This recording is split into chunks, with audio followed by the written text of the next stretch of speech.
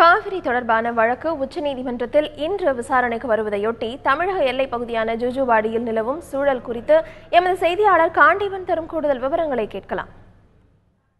நாம் இப்போ இருக்கக்கூடிய பகுதியானது ஓசூர் அடுத்த ஜூஜுவாடி அத்திப்பள்ளி கர்நாடக மாநிலம் மற்றும் தமிழக மாநிலத்துடைய எல்லை பகுதியில் இருக்கும்.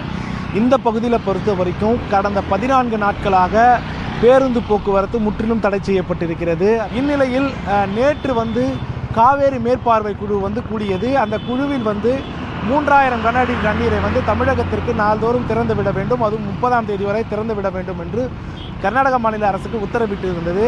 அதே போல இன்னைக்கு உச்சநீதிமன்றத்தில் காவேரி நதிநீர் பங்கீடு தொடர்பான வழக்கு விசாரணை வரக்கூடிய காரணத்தினால 2 மாநில எல்லைகளில் போலீசார் பலப்படுத்தப்பட்டிருக்கிறார்கள். குறிப்பாக கர்நாடக மாநிலத்தில் ஏற்கனவே கலவரங்கள் அசம்பாவிதம் ஏற்பட்டுவிட்ட காரணத்தினால் தற்போது இன்று நீதிமன்றத்தில் வரக்கூடிய வழக்கின் தீர்ப்பு சாதகமாகவும் அல்லது பாதகமாகவும் எவ்வாறு வேண்டுமானாலும் ஏற்படலாம்.